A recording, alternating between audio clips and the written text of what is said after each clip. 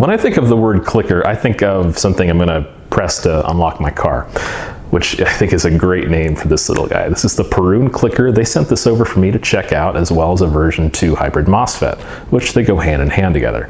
We're gonna check this out today and install it in an airsoft gun.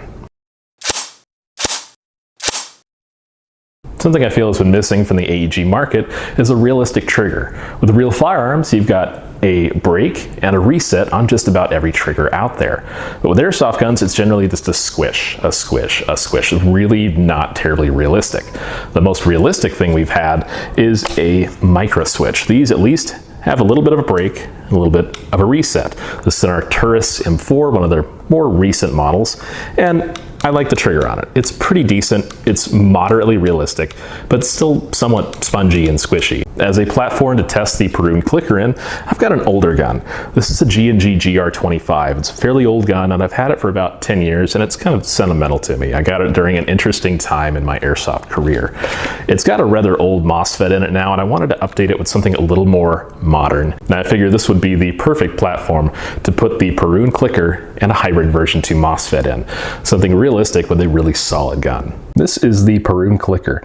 They run about $20 give or take in the US, so they're pretty affordable if you want to add a reset and a break to your airsoft gun trigger. These are compatible with the version 2 Perun hybrid MOSFET, either front or rear wired. The design is really interesting. They're very lightweight, pretty simple I think, made of mostly 3D printed material, a couple of screws and pins. And a magnet, of course. By using the clicker, you no longer have to attach the small included magnet with the hybrid MOSFET to your airsoft gun trigger. One thing to note in using this, you do have to set the sensitivity on your hybrid MOSFET to 5 for this to function correctly. There is a little bit of tunability to it. There's a small grub screw in there that will adjust your braking force on your trigger. It's retracted all the way, so it does have the maximum braking force applied out of the box. You can adjust it from there to have a little bit less brake force. As mentioned earlier, I'm installing this in a G&G GR25 gearbox. So the gearbox is mostly version 2.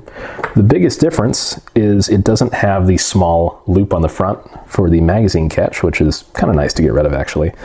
And the top is totally smooth. There is no ridge on top, so there's a little less metal or material there. You do have to remove the mechanical safety here, so that's pretty straightforward. Compatibility with the clicker is fairly good. I looked at the list of compatible gearboxes and triggers on the manual, and I highly do recommend looking at the manual. As mentioned before, you just scan the QR code in your phone and it comes up on the website. So most version 2 gearboxes seem to work. It's a little more picky about the triggers. This is a G&G trigger, but this is actually a really nice steel trigger. I've seen some airsoft gun triggers just with normal use brakes, so with the added stress you're probably going to be putting on your trigger with this, I'd recommend a nicer quality one like this one. The clicker is extremely simple to install. It just drops in. Really simple.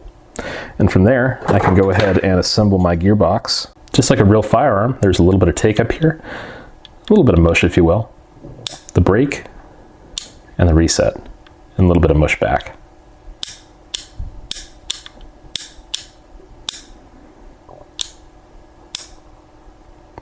I don't have a trigger scale with me, but I would venture a guess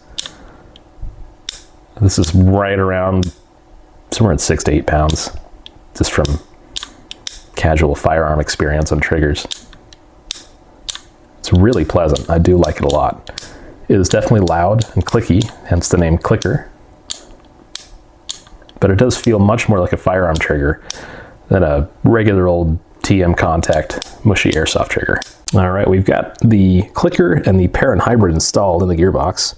And I've gone ahead and set the sensitivity to 5 on the trigger, so it should function as intended. So on safe, you can still pull the trigger because there's no mechanical safety inside the gearbox anymore. And it feels great. I really do like this quite a bit.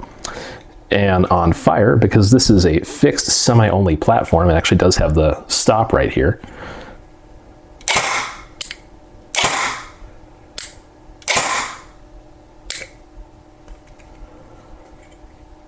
That does really, really feel quite good.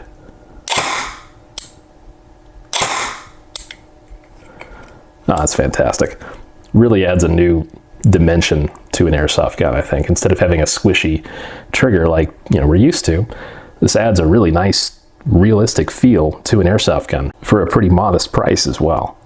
I'm pretty happy with this. I really can't wait to try it on the field. It is really an interesting component I think you can add to most airsoft guns. If it's version 2, it should be pretty straightforward to add and generally compatible. For the most realistic and firearm-like results, Perun recommends using precocking with the clicker. This will reduce the amount of time between the trigger pull and the actual shot fired, making it seem more realistic.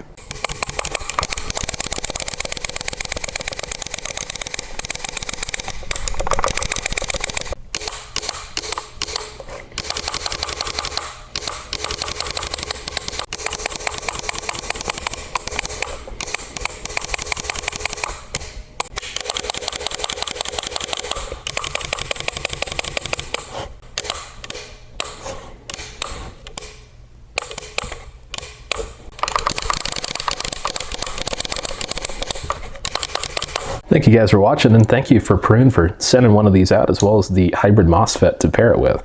This is a really unique device. I think people are really going to like this. It's a really affordable component to give your airsoft gun a much more updated feel as far as realism to a real firearm. So for the money and for the simplicity of installation, I think this thing is going to be a killer item. Thanks for watching, and I'll see you guys in the next video.